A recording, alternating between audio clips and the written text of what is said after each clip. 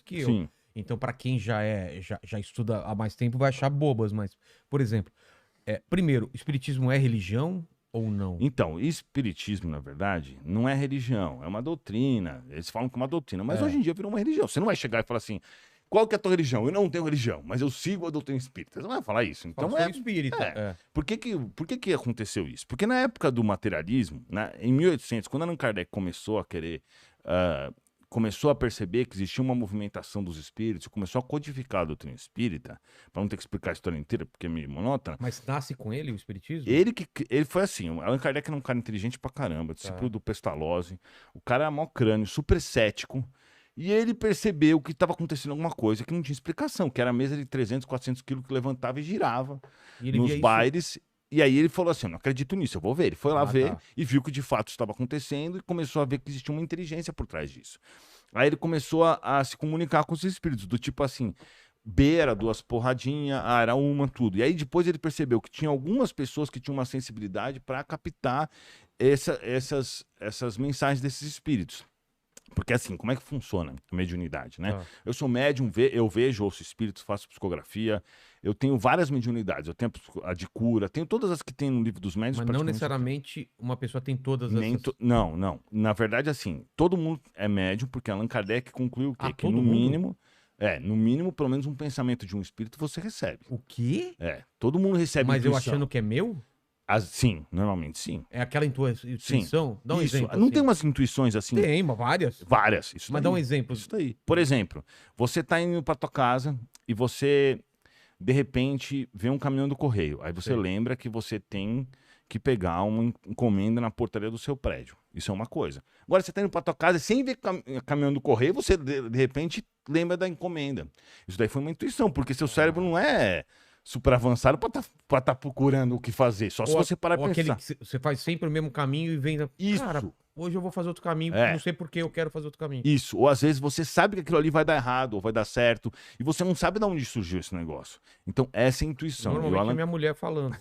Essa mulher, mas a mulher deve ter intuição mais aguçada, porque é sempre assim. Né? Eu acho que sim, né? Eu acho que mulher tem uma intuição um pouco Talvez ela preste maior. mais atenção, né, na intuição, porque os caras são mais Então, teimosos. todo tal. mundo, então, é médio nesse sentido de... Por isso que Allan Kardec fala que todo mundo é médium. Mas aí o que acontece? Existe uma diferença. Por exemplo, a visão.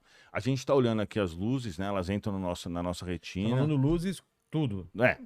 A visão é assim, ela entra na retina, vai para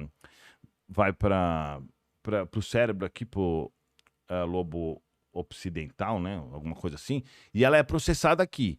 Então, na verdade, o olho serve para captar a luz e o cérebro para processar. A mediunidade é a mesma coisa. A glândula pineal, que fica mais ou menos no centro aqui, ela capta os sinais da outra dimensão, que é o mundo espiritual, né? que é uma dimensão já compreendida por alguns físicos que estão falando bastante agora sobre a teoria das cordas, entendeu? Os americanos, eu estava vendo esses dias... A gente até estava discutindo se a matéria escura não seria uma coisa desse mundo espiritual, né?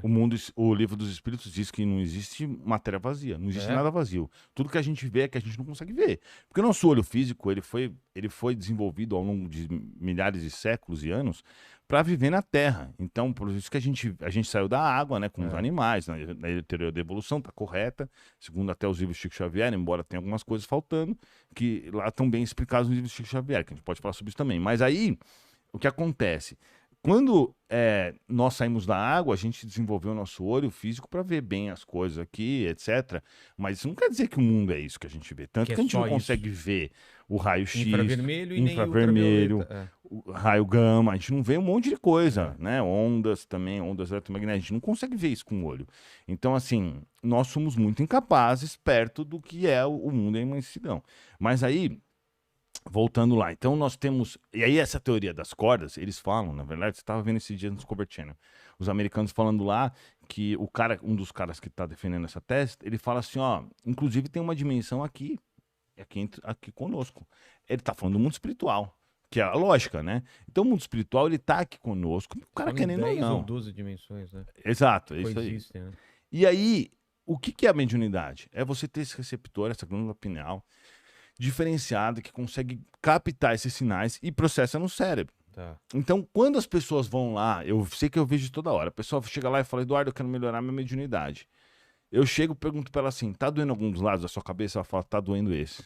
Por quê? Porque quando os espíritos vão desbloqueando a mediunidade da pessoa, eles desbloqueiam o cérebro, porque são os neurônios que processam, a mesma forma que processam um monte de informação, né? O que a gente vê, o que a gente ouve, o nosso raciocínio, as nossas memórias, todos os processos em si. Então, assim, a mediunidade, ela é, por exemplo, qual que é a diferença? Se você pegasse o corpo de Chico Xavier, que óbvio que já tem toda a composição, mas ele tinha grandes modificações biológicas em relação às outras pessoas, que a gente não tem essa capacidade porque nós estamos começando a entender o cérebro, né? É. E ainda bem no básico, mas o cérebro é altamente complexo e a glândula pineal também.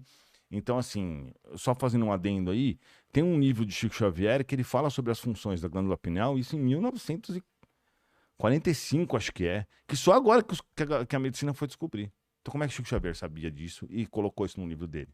Que era de André Luiz, psicografado pelo médium Chico Xavier. Né? Inclusive, tem americanos estudando esse livro, porque eles falaram, como que o cara conseguia saber disso há 50 anos atrás, 60, 70 anos atrás, e só agora isso foi descoberto, que de fato essa glândula pineal tem tais funções que estavam descritas naquele livro. Então você vê que é o seguinte, o cara pode chorar, pode falar o que for, espiritismo, mano, é a razão. Eu sou um cara super cético. Eu não acredito em nada que não tenha lógica. Comigo não tem pozinho mágico, não tem essas coisas. Eu não sou um cara burro. Entendo de qualquer assunto, a gente pode falar aqui desde menstruação até combustível de avião, estudei pra caramba um monte de coisa. E eu falo pra você, o espiritismo tem lógica. Senão eu nunca seria espírita, né? Então quando eu conheci o espiritismo, eu fiz essa primeira pergunta, falei assim, putz, vai ser igual todas as outras religiões. Os caras vão falar coisa que não tem sentido. E até hoje eu não encontrei nenhuma contradição dentro da doutrina espírita. Mas dentro da doutrina espírita, como que entende o mundo material versus o mundo espiritual? Tem uma membrana que separa, tipo numa, né, uma coisa que separa as duas. Ótima E como pergunta. você acessa isso? Acontece o seguinte, o que a gente entende, né? O que eu vivo muito mais no mundo espiritual do que no mundo físico, porque eu converso o tempo inteiro, por exemplo, com meu mentor. Meu mentor, que é o apóstolo Pedro, Tá. Jesus mesmo, né?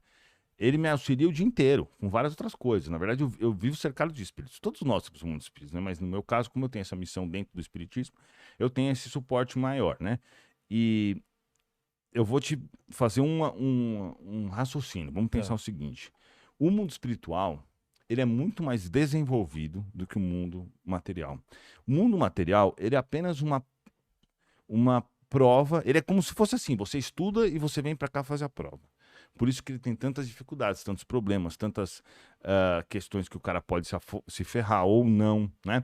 Mas o mundo espiritual é o mundo verdadeiro. Tanto que, num livro de Chico Xavier, que eu acho que esse é de 1942, Nosso Lar, ele falava lá sobre televisão de LED, ele falava sobre telefone, sobre coisas que não tinha como um cara que morava no interior lá de Minas Gerais imaginar uma coisa que nem existia ainda. Porque estavam nos Estados Unidos começando a desenvolver uma TV de tubo que era o tamanho dessa mesa, para poder ter uma imagem meia boca. E o cara já estava falando de TV de LED e de comunicadores que é como se fosse um celular. Então, assim, o mundo espiritual, ele é o mundo real. O mundo físico, ele é uma cópia mal feita, vamos dizer assim, não é que mal feita, mas É um reflexo. um reflexo para que você venha para cá viver as suas experiências. Então, você é um espírito. Você Tá. está vindo para cá viver experiências no corpo físico com o intuito de duas coisas. Bom, posso começar desde o início? Claro. Aonde que está a criação nessa história, né? Nós somos criados do átomo ao anjo. É o que fala o livro dos Espíritos. Ou seja, nós começamos a nossa caminhada como um átomo. Então, cada átomo dessa minha unha, que está suja, inclusive, cada átomo desse vai ser um humano como nós um dia. Tá. Então, tudo está em evolução no universo que nós vivemos. Tudo, entendeu? Então, assim, cada um respeitando os seus limites naquele momento. Cada célula do seu corpo, um dia, vai ser um organismo como nós. Vai dominar um organismo inteiro biológico como o nosso, né? Cada planta está também numa fase evolutiva. Então, esse é um processo, quando Deus nos cria simples e ignorantes, a gente vai realmente vivenciando diversas. Isso quem fala é Chico Xavier, na verdade, e Allan Kardec pelos seus livros, né? É óbvio que os espíritos me dão bastante coisa diferente, nova sobre isso, mas a base é a mesma. Então, nós fomos criados simples e ignorantes e viemos na evolução. Então, a gente passa do reino mineral, depois a gente passa pro reino vegetal, depois a gente passa pro reino animal, depois a gente passa pro reino hominal, depois a gente começa a evoluir a ponto de chegar, por exemplo, no anjo, que seria a evolução de Jesus, né? Tá. Jesus chegaria no anjo. Então, esse processo todo, ele demora quintalhões de anos. Não vai ser na Terra esse processo. E nós estamos quando a gente adentra, quando a gente está, vamos dizer assim, no mundo mineral, nós vamos passar, por exemplo, essas pedras aqui. Por isso que eu falei que elas contêm energia, porque elas estão muito próximas da criação e elas têm uma energia muito pura. Então, como várias coisas na natureza tem, a madeira também tem, etc. Cada uma coisa tem. Por que, por exemplo, você vai no parque, você gosta de ir num parque? Ou ir na praia? Sim, Sei sim. lá. Sim. Por que as pessoas sentem menos, sabe por quê? Não é por causa do visual, é porque ali contém uma energia da natureza.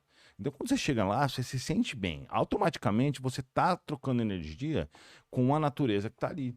Então, todo mundo gosta de ir num parque, ninguém consegue entender exatamente porque, putz, tem gente que vai pra praia e se sente maravilhosamente bem. Montanha. Meu, montanha, você renova, né? Um rio, então, cada energia, ela é